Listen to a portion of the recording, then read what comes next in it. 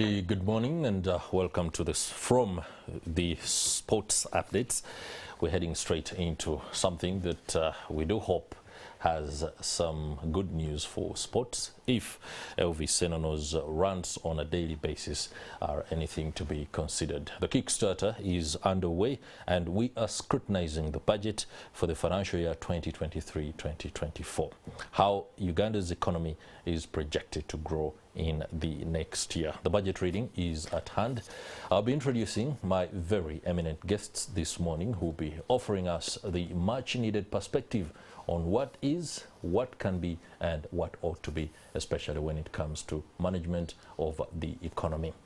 Government revised the 2023-2024 financial year budget to 52.7 trillion Uganda shillings from 51 trillion Uganda shillings. This was contained in the core agenda to the budget for financial year 2023-2024 that was laid by the Minister of State for Finance, Planning and Economic Development in charge of general duties, Honorable Henry Musasizi, during a session on Wednesday, 10th of May.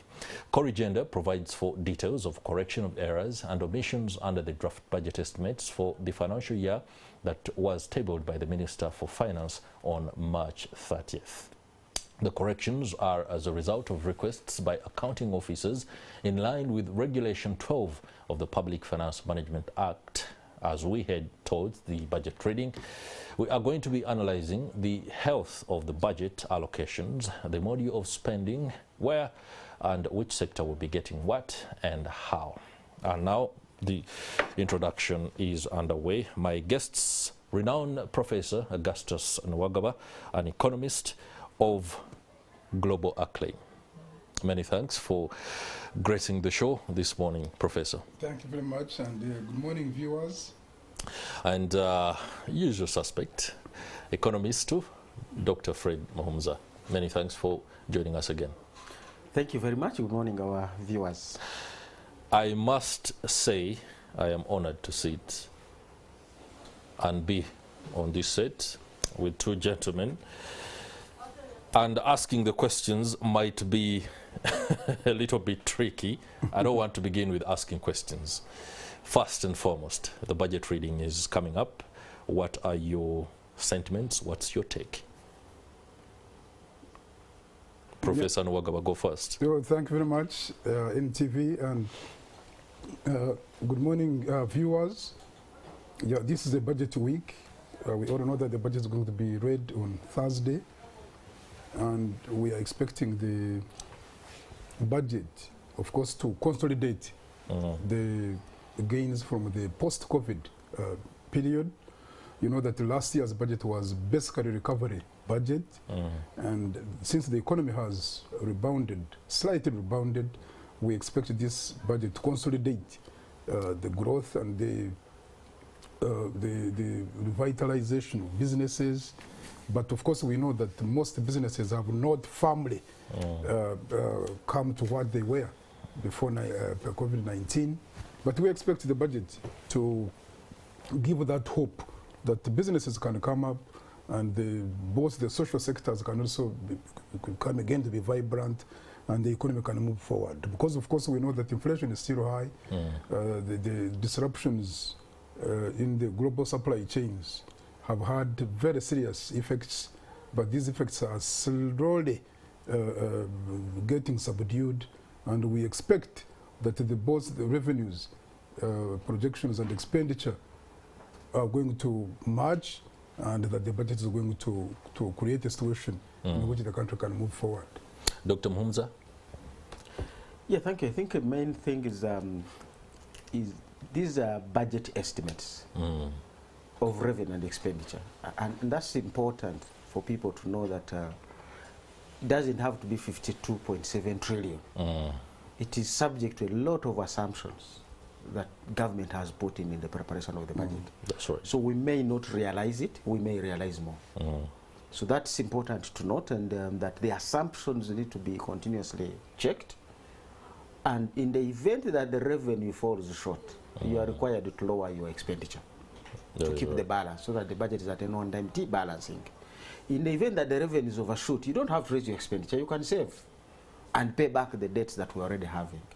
So it's important for people to note that these are estimates. That's number one. Number two is life goes on. The budget is going to be read, but for many people, life will continue. Already schools are running. Now, some education institutions, they are funded by government. Their school term actually crosses the years. So you're going to read the budget. It will start on 1st of July. They will be in the middle of term. So I would encourage even any other person out there, don't look at the budget as a new dawn of everything. Your life is going to continue. Your challenges may continue. Your hopes may continue. The fears may continue. So life goes on. Don't think that the new budget will bring so much of a difference to you as a person or even as a business.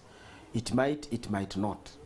So you want to continue affirming your own assumptions at your own level and say, how best do I move on? But of course, quite often there are new measures that come through. But the good thing with the Ugandan budget now is the reading is a formality. Everybody knows what is there. We know the taxes that are coming in. We know the expenditure allocations to the different entities. For anybody who has arrears that government hasn't paid, you know there is only 205 billion there.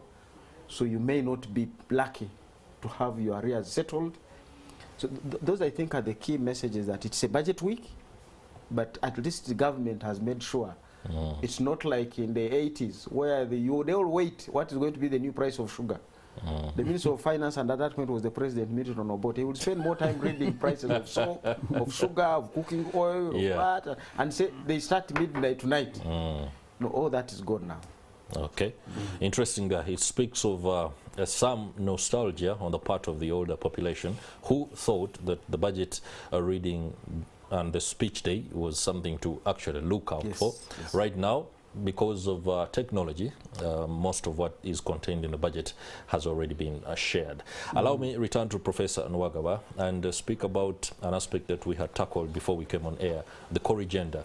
Between the time of submitting or meeting the deadline required by the law to have the budget in place and passed by Parliament, there's a lot that happened, including the passing of the controversial anti-homosexuality bill that prompted the international community to come hard on President Yoweri Museveni and Uganda in particular on closing the taps on critical funding that is required to run so much of what we have to do within the settings of the budget. What has changed? Okay, a lot has changed, but what is the impact of that? Thank you very much.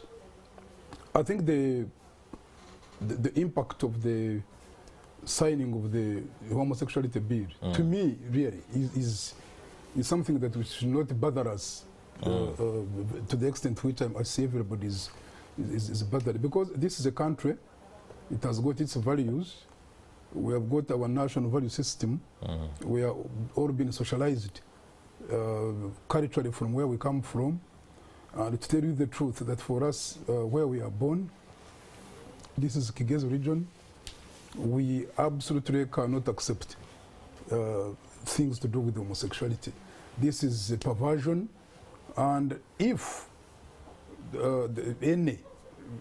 anyone is really willing to assist, I don't know whether that assistance should be tied to the value of the other person. You, in this case, you call it the donor and development partners. What am I saying? The genuineness of development assistance should be to the extent to which that development assistance is focused on uplifting the welfare of the population that you are targeting. If the target population that you are focusing on must completely discard their values and take on the value system in which you are prescribing, I wonder what kind of assistance is this.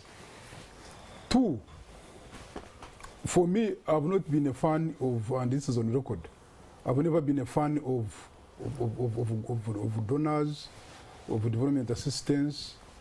We have got a very old neoclassical economic theory. It's a very old theory. And what does it say? This theory is stating, and I want to be very emphatic, that development is initiated from within. That if you want to move from one level to the other, This is internal synergy. It is an inherent, it is something that comes from yourself.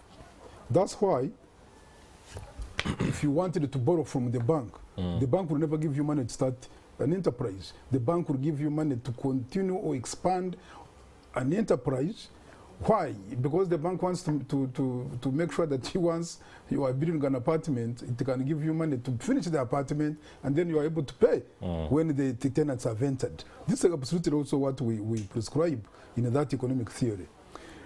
Development is only initiated from within. However, I can add, as a professor, let me add, that propulsion can come from outside. But propulsion can never come from inside, nor can internal ignition come from outside. So I'm not a fan of really of depending on the savings of others, because saying you cannot move because you have not got development assistance means that you are basically appending your life, appending your livelihood, appending your economy on the savings of other people. And you can never transform an economy by appending yourself on other people. So what other countries have done is that you measure what exactly you need, not what you want, because you should just look at the need, not wants. Everybody wants to drive a Benz, but can you afford? Everybody would want to live in a house of 4 billion shillings. But allow me just interject right there. Yes. When you say other countries have a blueprint that they have followed, and somebody just has to ensure they attend to their needs and not necessarily their wants. Not necessarily the wants. Do you see this kind of thinking or appreciation of the circumstances within government or the administration of the National Resistance Movement? Has the president showed us, and especially those that are in the corridors of power, that he understands what impact a lack of external funding could bring to the economy, and has quickly realigned the system to be able to tackle that challenge? Actually, that's you see, for every dark cloud, from every dark cloud, there is always what? The a silver lining. This could be one of the turning points to realize that surely you may need to tap into your own resources. You may want to tap into your own synergies, such that you determine your own destiny. Because if you are going to have a budget of 52.7 and you are only going to raise 30, and the 27 is external financing and also other sources, why? Well, why do you have to go to that? Why don't you look into the areas that are your needs and what you can afford? And also for us in our households, how can I go home and I want to eat chicken every day when I know very well I cannot manage chicken, I can manage beans? Why can't I eat my beans and wait for the time when I can manage to eat chicken every day and be able to do that rather than borrowing in order to get something that I cannot manage because somebody is assisting by taking on his value system? This is not desirable. It's not desirable. Dr. Muhumza, the reality is with us. However, we have not seen, especially from the media point of view, statements or revelations from the government or the finance minister on how the shortfalls will be dealt with. I do not know whether it's me that is not privy to this information. What are the whispers within the corridors of power on how we are going to deal with Washington's decisions if they actually come in? Yeah, I think you don't only want to look at the signing of the law. It is many other things. As I've said, these are budget estimates. That's right. So even the other sources of revenue that we have assumed will come through may not come through. So how do you deal with budget adjustments along the way? And I always hear very bad language where people will say, finance has cut my budget. No, nobody is out there waiting to cut your budget. And then you hear people come and say finance has not released the money. It's as if the Minister of Finance has a heap of sand that anybody who comes, he should put in a scoop or a shovel and give them. No, the Minister is managing very tricky balances out there. As we've said, these are estimates. Even our own local revenue, as we close this year, we have shortfalls of things that did not come through. Sometimes you have actual expenditure overruns that will come through. When we began the year, we didn't have a new troop deployment in the DRC under the East African Community. That can come through and give you some implications. Katonga, The bridge just went away the other day. It wasn't budgeted for. It's not a small piece of thing that you put a tent and move on. It's billions of shillings that we're looking at. So you have all those kinds of things that need to be adjusted. So looking through, even when in this budget, quite often the donors have been giving us between 6 and 7 trillion every year at the budgeting time. But remember, the bulk of their money has conditions. You must have reached this to get this. So many times we don't reach there. So already we have shortfalls that arise out of projects' slow implementation that do not trigger the donor releases. That's right. So we already used to a situation where there are shortfalls, but how do you manage them? So these might be greater depending on what the donors interpret and decide to do. That is up to them. But you can engage them to influence those decisions. Now that's no longer an economic conversation. It's a political economic conversation, it's diplomacy. Yeah. And I want to believe the that president, has an end game to it. Yeah, I want to believe the president and his teams in those spaces of political economy and diplomacy are going to do whatever it takes to at least make sure, even if there is a shortfall, it is not that significant. Because if it is, it's going to disrupt a lot of things. We already are still getting through the ripple effects of DGF that left. That's right, yeah. This was quite a lot of money.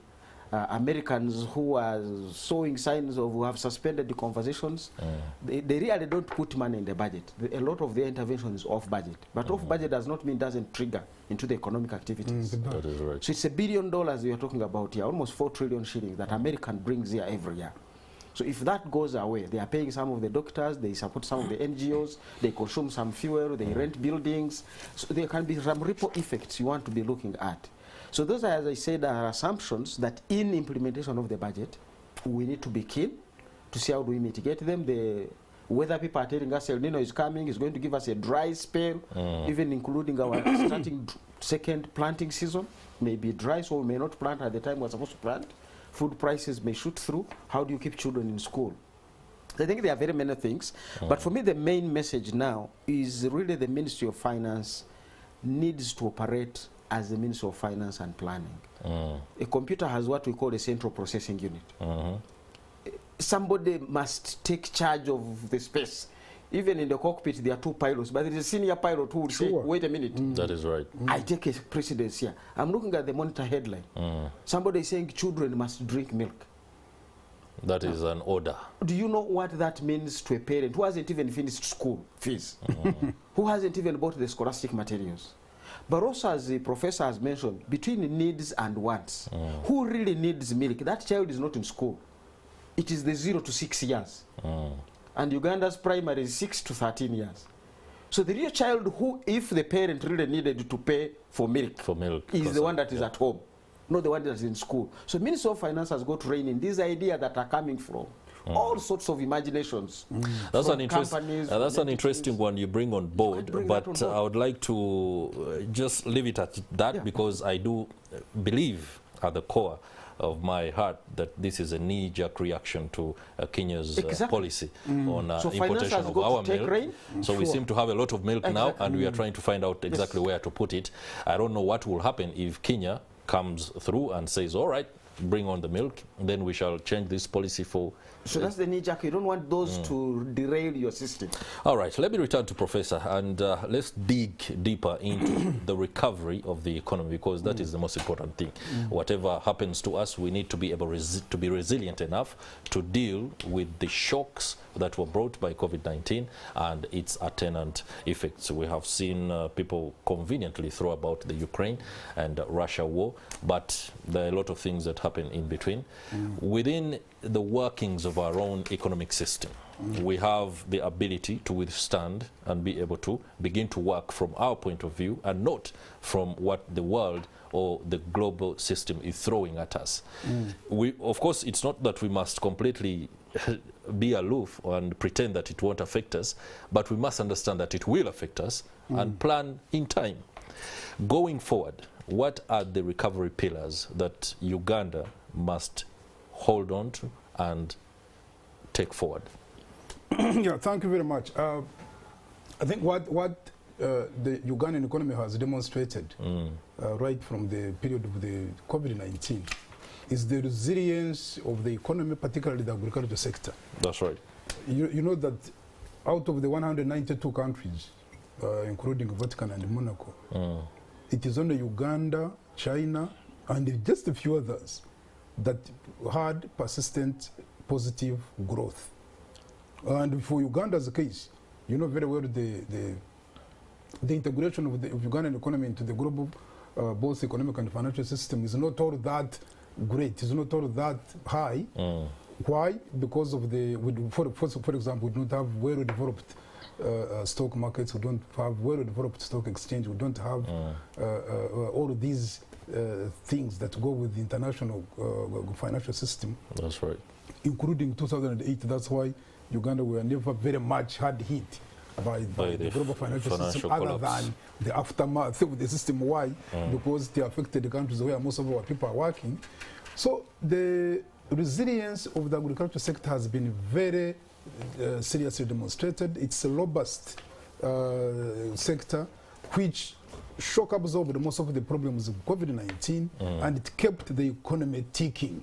This is something that has been demonstrated. And we needed to salute the agriculture sector. It provided food. It provided us with both food security and also those who are the problem, of course, is that it's not commercial, that we now had reserves. Up to this was now the period of knowing that we have reserves now to sell to other countries. But the sector remained resilient, remains robust, and it cushioned us from vagaries of what other countries experienced. Two, the other disruptions, including the invasion of Ukraine by Russia on 26th of February last year, 2022, created a new dimension such that it worsened, of course, the issues of oil products. And of course, this affected Europe, since Europe, of course, is the major consumer, particularly Germany, of these products from Russia, particularly oil. And of course, the disruptions again in the food prices, especially cereals, it affected us as well, but also not as much.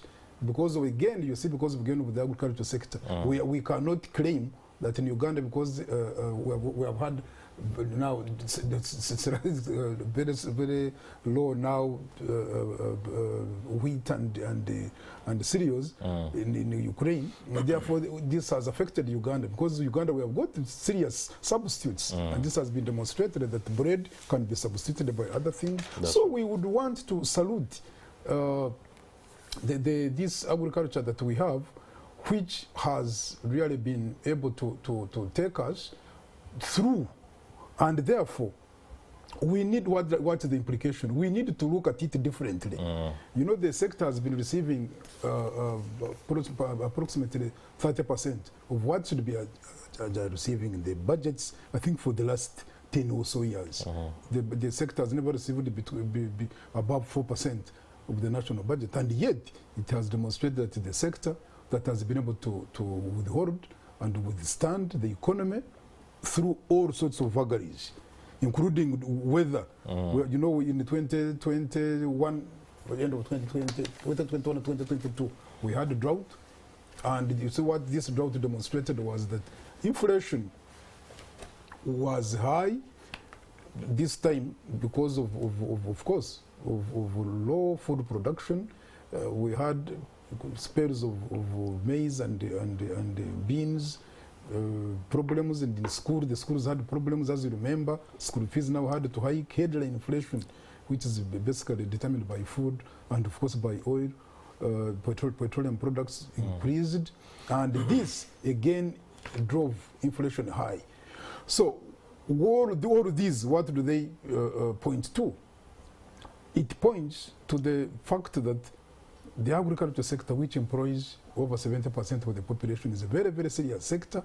But unfortunately, it is not the sector that contributes significantly to GDP. That is Our GDP comes from services. These are telecoms, banking, a little bit of transport, which these days is borders. When you add the total of the service sector, about 43% to GDP. The agriculture sector, which employs now the majority of over 70, is not the sector that now is contributing to GDP. This is the irony. Yeah, I was just thinking about the contradiction. Yes, very serious and how it comes out, and perhaps that could be offering technocrats a big headache Sure. I don't know whether it actually does. Let me just let's pick Dr. Mohamed's mind on this. 2 days ago, I got information. It was a cry by some researchers and academics who are complaining that most of the technocrats within government are not taking advantage of the research papers that are being released by, say, economists at Makerere University Business School. Perhaps it would be able to clear their mind on some of the interventions, especially on policy that rolls out. But that is something else. I do believe that the technocrats we have in Uganda are pretty much good at their job. Professor talks about a contradiction. We know the agriculture sector, what it does for us, but again, statistics continue to show that the service sector does bring in a lot more money than the agriculture sector. Yeah. The president, for lack of a better word, waxes lyrical about value addition to the extent that somebody questions his own cows are still not turned into beef to be taken off the farm in Kisozi. And that is also a contradiction on its own. And the message that comes from the president sometimes can be questioned by those who are critical of the kind of way he does the things. But how can we move forward? Because the lamentations should stop, especially on the part of every Ugandan. But in a way, when it comes to rolling out policy, technocrats are still lamenting. Yeah, an interesting conversation really on the... And technocrats are supposed to be academicians. So sometimes I hear people blame the professors that you're just being theoretical, you're just being academic. But why do we say we need a minimum of a master's for you to become a commissioner in government? We are really looking for your academic content. That is right. Because for one, you need to be able to think on your own, on where you sit. What do you see? Theorize and conceptualize. What are the issues, me as a commissioner, in charge of crop production, in charge of disease prevention and management? What do I see? You have to be an agriculturalist. We are not going to put a lawyer in that office. So rather we are saying the theory you learned in school and the practice you learned in that laboratory, right away from senior 6 and senior 5 when you are in the lab dissecting rats, it should come to play. So we expect that intellectualism on the side of those in government and on the side of those in the academia. So that even when you read a paper from the academia, that paper should be able to resonate with what you are connect to that paper. So that is one of the disconnects that we do have at times, because I find a lot of technocrats who are in government running off, forgetting where they came from. In the academia, we're supposed to examine issues, think through critically, like an academic, before you get into the practice. That's right. But also you have a challenge that the practitioners, I mean the academicians also, are not linked. So they are doing their own research out there, which is not speaking to the realities on the ground. I can give you many examples, because for me the budget is not about the numbers. It's about the institutions and the policies that are really going to be actualized and realized through the money that you spend on them. If this is already wrong, it doesn't matter what budget you put in there. That's right. Now you have a conversation. I've just seen I saw a few months ago the Minister of Health saying, I'm now upgrading. Health Center 4s would have 5 doctors. Health Center 3s would have 2 doctors. And they have their reasons. And now, the doctors have to get their own stethoscopes. Now you have not done the internship. You have not done the internship. Yeah. So that's already a disconnect within the policy, where you want to go, and the practice. Implementation. You yourself, where are you going to get the doctors? And they're big numbers, by the way. I think about 5,000 doctors that we need to meet that policy. Because at Health Center 3 there was no doctor. So we need 3 new ones. At Health Center 4 there were 2 or 3. You need 5. But now here you are, you're not putting money into the internships for these people to actually go and implement. That's the disconnect. You have agriculture. We need to do irrigation. The agronomists should first tell us, how much water do I need to irrigate an acre of maize, to irrigate an acre of rice? Is that water available in that ecosystem? Now you need a water engineer, the catchment area people, to tell you, please, before you do that valley dam or irrigation system, we don't have enough water to support that crop. But you find under PDM cabinet has decided the Lango sub-region, it is rice, it is this and this. We put a Doho irrigation scheme. Where is the academics? Where is the science that should be forming that investment? So we've ended up with investments that are not giving us value. As soon as people came up with Operation Wealth Creation, somebody said, now that we're giving inputs, agricultural value is going to increase. Let's begin to put value addition, KAIP. There was that project, government borrowed money and put maize mills, rice hullers, milk coolers across the whole country. The recent assessment the soldiers have done and the Ministry of Agriculture and Trade, only 50% are working, and even the 50% are working 30 to 40%. The production never came through. So why are we still doing these assumptions, killing the very budget? You expect resilience to come out of this budget, but if the budget is going to be implemented by wrong policies and institutions, you won't get through. All right, gentlemen, a little bit later, we shall be looking at the poverty eradication direction that government has taken, especially in the rollout of programs like Myoga and the PDM. Like you say, some leaders are already complaining that many of these interventions are missing the targets and are being implemented in the wrong way. That discussion will come on a little bit later. Allow me to return to Professor and ask what appears to be a case of uncoordinated troop movements, where you have, you said earlier that, I don't know whether it was Doctor or you, about the fact that there seems not to be a clear line of action. We, for example, have to hear the permanent secretary, who is also secretary to the Treasury, speak about one thing in the same tone and vein that the finance minister does, and perhaps the same tone that the governor, Bank of Uganda, does. Save that we don't have a governor for a long time. Somebody will be telling you the institution is strong enough to operate without. Now, another will say, if the institution is strong enough, we can operate without other top leaders in other institutions, which is a very wrong precedent. Do you think... But remember, just to add on there, you see on the political side, the day an MP passes on, the process of replacement is very quick. Is immediate. Because it is in the constitution. So maybe some of these things also begin to need to look to say, can we put a timeline? To be legislated, probably. I must be very honest, I do not know the dynamics under which the Bank of Uganda governor ought and should be replaced. I don't know whether it's the prerogative of the president to appoint, or the speaker was even extreme. Before Barrio, immediately kind of place. Okay, let's return to the aspect of uncoordinated troop movements within the economic space. How do we deal with this? Because at the end of the day, in nations that are developed, I don't have to say Uganda is not developed, markets ought to react to certain statements and offer the kind of impetus for economic growth. Are we shooting ourselves in the foot on just about every intervention that we roll out because we don't have the people to do the job? No, I think the problems are, the cause of the problems are just two. One, the lack of strong systems. You know, the moment you have very strong institutions and systems, these speak for themselves. That's why we say the easiest job, you know, the easiest job in the world is to be the president of the United States. That's why we say so. Why? Because there is no way you are going to tell me that you are going to tell anything FBI that it will change its system.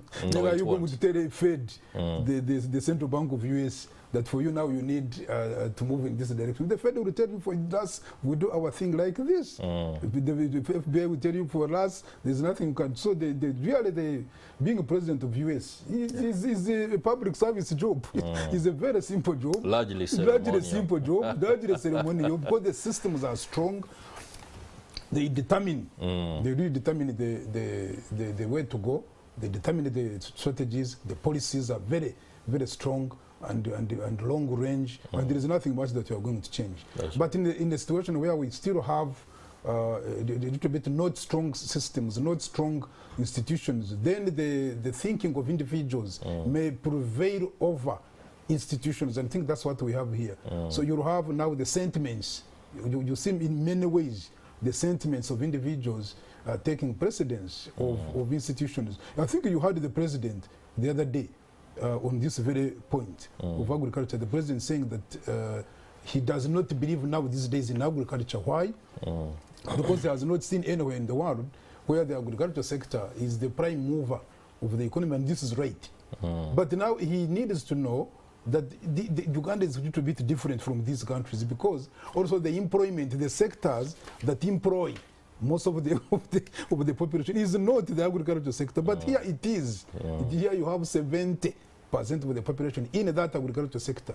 Unfortunately, the sector is not growing as the services are growing. That is right. And so you have a problem. And therefore, what you should be looking at is how do I move this 70% of the population from the agricultural sector, which is into the service sector, into the services, and also into, first of all, into the secondary, this is manufacturing, and then the tertiary, the services. No, before we even ask ourselves the how, it's a long shot, because you must first of all be able to create the kind of human resource, so that to make an effective transition to the service sector. We are still grappling with a human resource that is. So I would advise, therefore, what the president needs to be advised on is to, and the government is to find out strategies to revamp, to transform this agriculture, which is primary, to now secondary, which is manufacturing, and then, because we all agree, I agree with the president, there is no country where the agriculture sector is the prime mover. But at the same time, these countries do not have a very big population in the agriculture sector.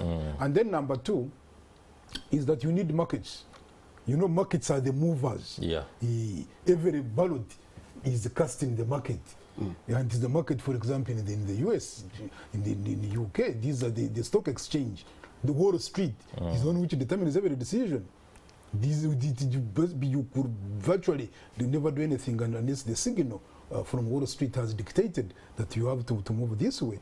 But here you find the economy is largely subsistence. That's why we are fighting this subsistence sector to ensure that the 39% of people who do not touch money in the whole year can come into the money economy, because once you have money and you are engaged in economic activity, then you are affected by a decision going to take place in the Ministry of Finance and the Bank of Uganda and the government. It is going to affect rent, it is going to affect taxes, it is going to affect school fees you are paying, it is going to affect your mortgage, you are going to affect the interest you are paying on your loan. But in the circumstance where you do not have any of those, then you are basically on your own. And any decision, therefore, that is taken does not have any knock-on effect, does not have any impact that is going to boomerang on you. And therefore, these decisions find themselves either ad hoc or not really decisions that are based on very clear horizon and thinking. Okay, let's transition to allocations on the various sectors. And when those who are within these sectors begin to look at the papers and the statistics, the Ministry of Defense is allocated 3.8 trillion. The Uganda National Roads Authority, that is under the Ministry of Works, alone as an agency, will be making off with 2.4 trillion Uganda shillings. These allocations, I don't want to question whether they are wise, but infrastructure development is very critical to national transformation. And then the tourism docket, 8 billion from 7. No, this is a different statistic there. I think it's 33 billion Uganda shillings. And it has, of course, emboldened those actors within the tourism sector to be able to, first and foremost, help what we talked about earlier, recovery from COVID-19. But when you look at Uganda's chances to effectively transform as an economy, tourism seems to be an area that can do pretty much that, despite the fact that we are still very low when it comes to what we achieve from it compared to countries like Kenya and Tanzania. Dr. Muhumuza, when you look at the different allocations of sectors, of course defense needs money, infrastructure development, yes, money should go there. Health, we still continue to grapple with meeting the standard threshold that is required, especially with regard to the charters on the international space. How are we on that? Or how should we move? That should be the question. Really an interesting conversation. I try always to avoid looking at things in silos because they feed across each other. That's right. Economics has a lot of those interrelationships. If you talk about we'll talk about agriculture shortly. Security. Yeah. So the spending on security is for everybody. So whether you're in agriculture, whether you're in tourism, it is for you. So we cannot say defense took a lion's share. No, we share that share of defense with it. Yeah. We already, you are seeing headlines here. When your investments are safe from attack, exactly. You're even seeing you are sharing you make money. Exactly. You're even seeing robberies on the northern bypass. That's right. Who is going to fix that? It is part of that budget. But it's going to fix it for a trader with onions. It's going to fix it for a child going to school. It's going to fix it for anybody. That's right. So the security budget is really the foundation of the building. You cannot say, me, I'm in floor number 16, room 28. The foundation down is supporting That is all right. of you. Same thing with UNRWA. All the allocations to roads. And we don't want even to begin looking at UNRWA, because everybody looks at a UNRWA budget. Upgrade this road to tarmac. That's right. No, the language is actually a road network. It's not one road. Because I've had even sometimes ministers getting a wrong thing. You can now move from Kabale to Karamoja on tarmac. No, we don't live on that road. Eventually we branch off. That is right. Onto the feeder. Or even before I reach that road, Yeah. that 2 kilometers to that tarmac road can take you 6 hours. It might even cancel your journey. That is right. That Kakalvat breaks, nobody can leave the other village to this village where the road is. So the budget needs to be conceptualized in that context.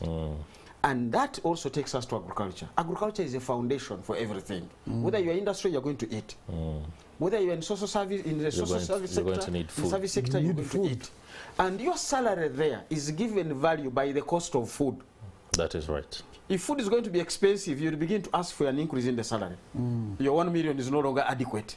So the farmers are actually subsidizing all of us with low incomes, allowing even the industrial sector to propel itself, because now it can afford to pay low salaries since people are buying cheap food.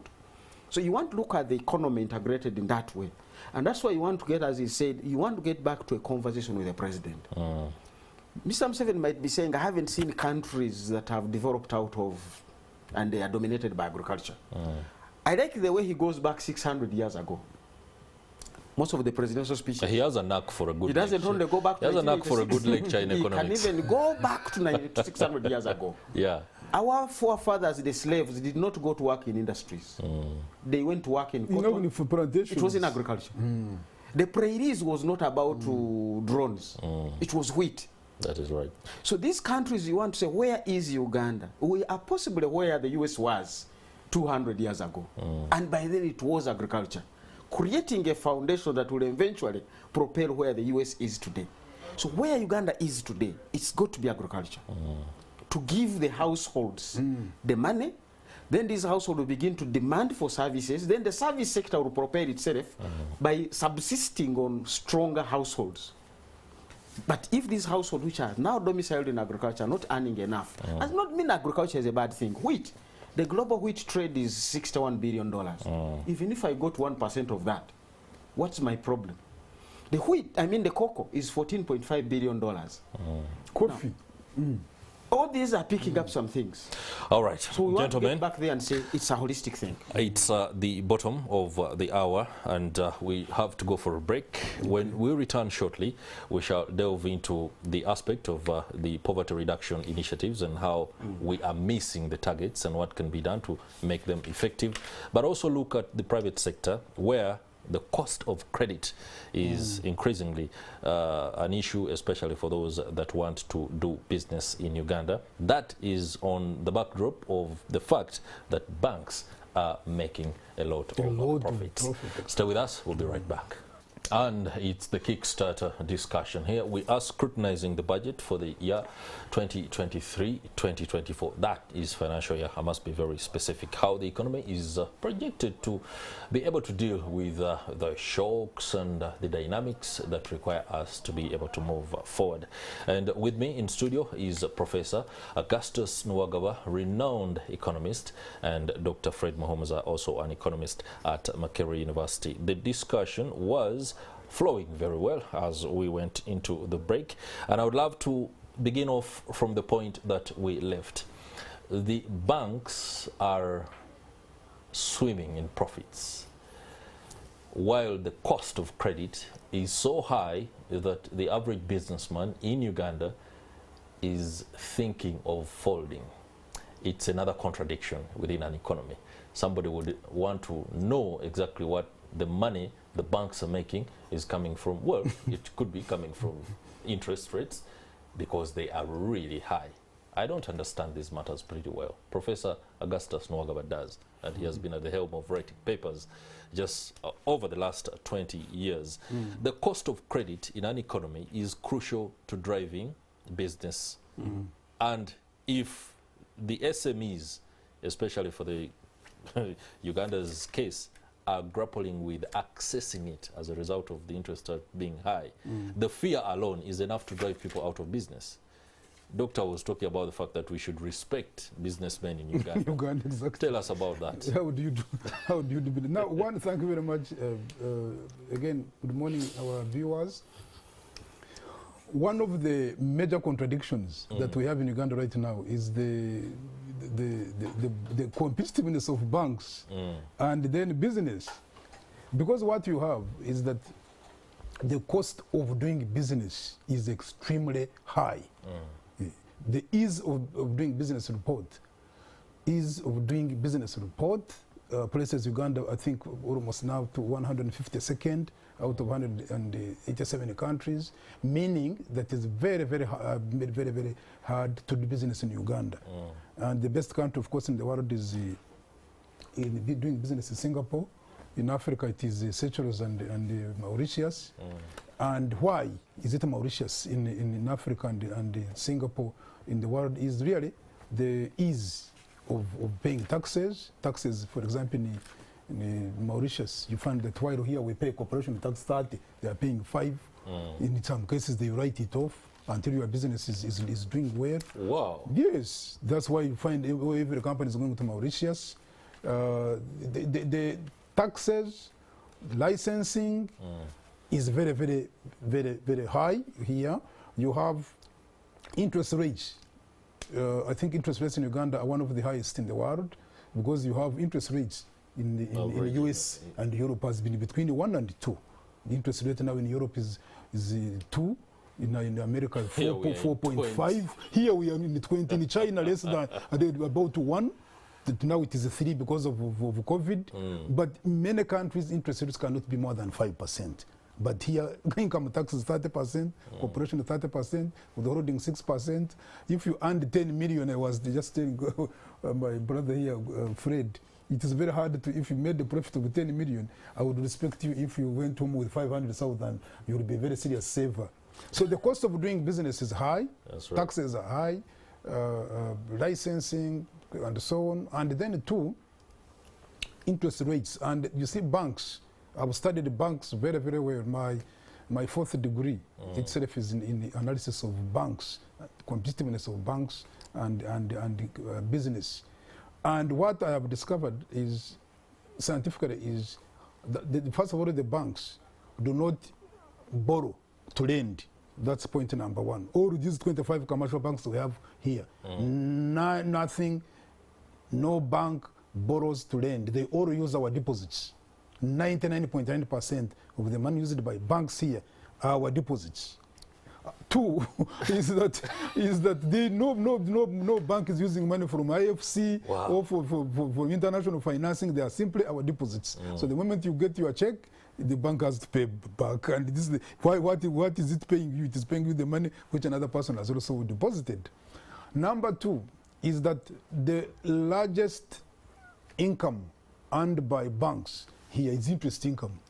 Is the money the bank has earned from the money it lent.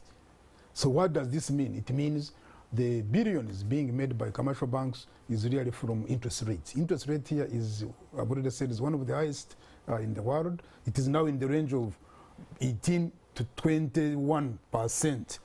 And this is very high. I wonder which business we are going to do and earn, pay taxes, pay the generators because the electricity supply is poor, pay salaries. Most of the people, money is stolen, you lose it through all these mischievous operations of the workers, and then you are going to make a profit and pay interest rate of 20%. It is very high, and it is making banks make abnormal interest rate. I mean, abnormal interest income, and this is a contradiction.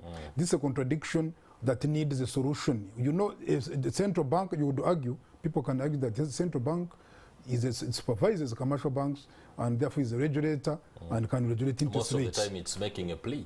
A central bank cannot influence interest rates because the commercial banks do not source their money from the central bank.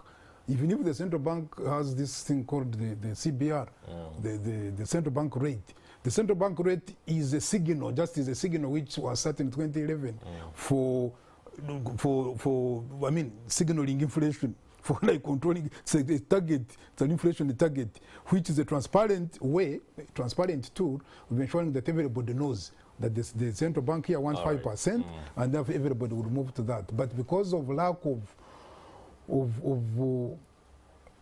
proper means of knowing how we can get these interest rates down, is that it is important that the government looks into this process, and the reasons are known. That's right. Government borrowing and so on, and the financial depth and so on. And if these are worked on, then we can have cost of credit coming down, and then businesses can be competitive. Dr. Muhumuza, you have been very aggressively noting down, as Professor Nwagaba was speaking. My eagle eye cannot make out what you're writing.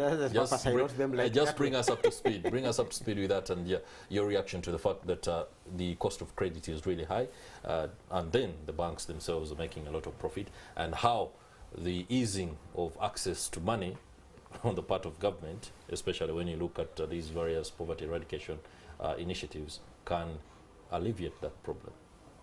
Yeah, I think there are really many things to bring to the front. Sometimes I'm conflicted because I'm so closely linked officially with the banking sector. The banking sector, yeah. But also as an academic, I don't just go in to do the practice. The average Ugandan there would say, Tokubanyo, but I will say Kuba. So I'm not in there only for the governance issues, and I also analyze the policies and regulation. That's right. Now, we have about 25 banks. Not all of them made profits. So it's not that every bank made a profit. The sector is so concentrated among the top 5 or top 6 banks. Yeah.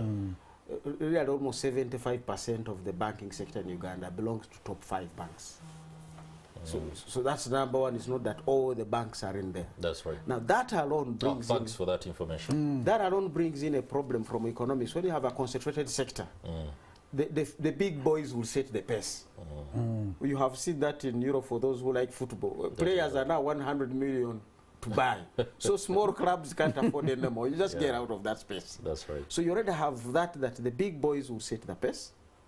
That's number one. 2, the banks are also still making their losses. So you don't want a bank that is not making a profit. Because that bank can go under, and we've seen many go under this economy because of capitalization. That's right. Banks are supposed to be liquid entities. The moment they lose out liquidity, and you run away. But also, what is driving the cost of credit? The banks have what they call CASA, current and savings accounts. The deposit is talked about. This is what the money they are supposed to be lending. Now, there are 2 issues really here. That in the current and savings accounts, people are moving out of there. Because these are really salaries, small business money, somebody deposits in the morning, comes for it in the evening. So you can't even lend it. As it walks in, it walks out. Some people now even, we are required to send them a message. Your account has been credited. Right. Those days they would come and line up, is there money there? Now they know their phone. Now, They immediately come for it. You also have money lenders who are now controlling these people's salaries because salary loans. That is right. The money lenders have taken away all that now. All that space of deposits is no longer available for the banks to lend. Now, banks have shifted to fixed deposit. Me and you who come and say, I may not need this 1 million for the next 8 weeks. So you fix it with a bank. God bless me to reach that point. And you're going to fix it for 12%. You're fixing it for 12%. You are praying to I'm praying to say, I don't need this 1 million. Exactly, those people are there. Okay, they are there, no doubt. So you fix it. You have sold your 1,000 cows or 200 cows. You know, so you fix it at 12%. That's right. Now, that's not bank money. So even the bank is charging you 20%, the 12% is going to that guy who fixed. That's right. And then the bank has its own operational costs. So the interest rate is being driven by so many other factors. Plus, the central bank would say, lend only 80% of your deposits. The 20 don't lend. I need you to be liquid. But remember, these depositors, I'm incurring a cost. First, to attract those deposits, to manage those deposits, but I'm not making any money out of them. So I've got to go on the 80% and add my markup there. Then I have risky fellows. I hope today there is a ruling of harm. All these risks are out there. All right. Whose land is which land? Court cases are taking long. All these costs are coming into the banking sector. So to ease the cost of lending, and then Mr. Government comes Borrowing. and says, lend me, I'll give you 18%. Why should I give borrowing. Professor Nwagaba 19? Who is going to bother me? And then it It's takes, highly risky. it takes 10 years to pay. I'll put my money to government. That's why the banks are making the money out of these government bonds and bills. So I think there are quite a number of issues before we say the banks are at fault. Okay, we shouldn't judge them. It's an ecosystem that we need to address beyond the banking sector. How do we lower the cost of credit? But also, as we've said, you make the money, you lose it in taxes, you lose it in the NBS, you lose it in standards and failures, a lot of challenges in this country. All right, gentlemen, we seem not to have time as our best ally right now, but we must use this opportunity of having Professor Augustus Nwagaba on the show this morning. I'm not trying to discount the fact that but across the world, there has been instability in the banking sector. Yeah. We've seen the collapse of banks like the, the Valley Bank in the United States. Some economists have said what we are seeing is the tip of an iceberg. Are we safe when it comes to the our safeguards from this very aggressive global banking system? Yes, thank you very much. The global financial system is always a delicate system. It's a sector that is vulnerable to abuse, and therefore it is important that the state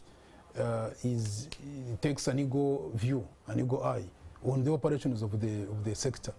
And this is why the abdication of the government from the economy is not good when it reaches on the issue of the financial sector. This is what happened exactly in 2008. That's right. It's when see what brought the problem really was the government abdicating its role of ensuring that it has an eye on the sector. And so the banking system is extremely delicate, and the government must keep that regulatory eye, that eagle's view on what is taking place, rather than leaving the sector to complete liberalization. And of course, once you 100% liberalize the financial sector, it is good that you leave it open for open market operations, but there is a need for the government to continue seeing what is, because once now anything happens, it is again the same government that will come with this what you call the mother of all stimuli. And what does this mean? It means the government should continue to play a leading role, not a driving role in the driving seat, but a leading role in knowing what is happening in the sector. So you cannot therefore tell me that the sector is completely liberalized, the government has nothing to do with the financial sector, and it is a sector which runs itself, many things will go wrong. And therefore I will urge government to continue having one leg in knowing what is happening, not driving, but knowing what is happening so that you protect the sector, but because it is the same government that will suffer the repercussions once anything has happened.